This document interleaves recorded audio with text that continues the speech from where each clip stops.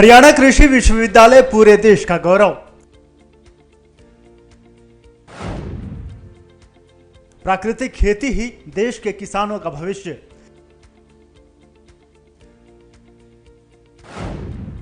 किसानों को 15,000 रुपये प्रति एकड़ मुआवजा देंगे। पराली प्रबंधन के लिए किए जा रहे प्रयास।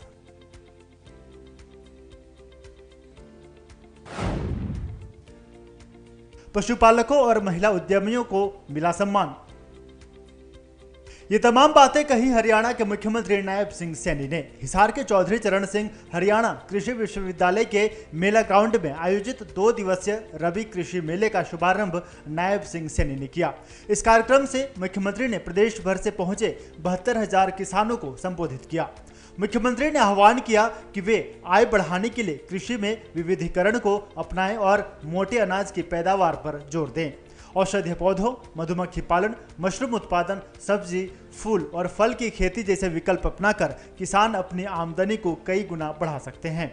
सरकार, कृषि वैज्ञानिक और किसान मिलकर यह सुनिश्चित करें कि खेती का हर कदम प्रकृति के संतुलन के साथ बढ़े। मित्रों, इस मेले में किसानों को नई तकनीकों, फसल विविधीकरण और प्राकृतिक संसाधनों के कुशल प्रबंधन की यहां जानकारी आपको उपलब्ध होगी। इस मेले का विषय प्राकृतिक संसाधन प्रबंधन ये विषय रखा गया है, जो आज के समय में बहुत ही प्रासंगिक है। मित्रों, प्राकृतिक संसाधनों के प्रबंधन की बात हमारे लिए कोई नहीं है। मित्रों, यह हमारी सदियों पुरानी ये परंपरा रही है। माननीय प्रधानमंत्री आदरणीय नरेंद्र मोदी जी ने भी जल, वायु, मिट्टी जैसे संसाधनों को बचाने का हमें संदेश दिया है। उन्होंने कहा भी है कि हमारे पास प्रचुर मात्रा में प्राकृतिक संसाधन है, क्योंकि हमारे पूर्वजों ने इन्हें हमें हमारे लिए बचा करके रखा है। हमें भी अपनी आने वाली पीढ़ियों के लिए इन्हें बचा करके रखना है, आदरणीय प्रधानमंत्री जी ने कहा है। मित्रों, प्राकृतिक संसाधन, मिट्टी, जल, वेद, विविधता और पर्यावरण न केवल कृषि की आत्मा है, बल्कि मानव जीवन का ये आधार भी हैं। मित्रों, यदि हम इन्हें बचा करके नहीं रखेंगे, आने वाली पीढ़ियां हमसे सवाल करेंगी कि हमने उन्हें कैसी प्राकृतिक संपदा सौंपी है। ये हमारी आने वाली पीढ़ियां हमसे सवाल करेंगी। किसान भाइयों, हरियाणा प्रदेश हमेशा से ये कृषि प्रधान राज्य रहा है। हरियाणा ने देश की हरित क्रांति में अग्रणी भूमिका ये निभाई है, लेकिन आज कृषि एक नए मोड़ पर खड़ी है, जहां उत्पादन के साथ साथ सततता और प्राकृतिक संसाधनों का संरक्षण भी उतना ही आवश्यक हो गया है। अपने संबोधन में मुख्यमंत्री नायब सिंह सैनी ने बाढ़ से प्रभावित फसलों का जिक्र किया। कहा कि वे किसान हैं और किसानों का दर्द समझते हैं। मेले में किसानों को सम्मानित करने के दौरान मुख्यमंत्री ने बाढ़ से प्रभावित हुए फसलों पर 15,000 प्रति एकड़ मुआवजा देने की घोषणा की।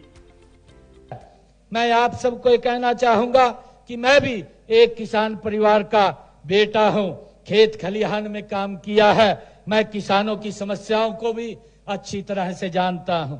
मित्रों, मुख्यमंत्री से पहले मैं एक किसान ही था और किसान हित में मेरे लिए सर्वोपरि है।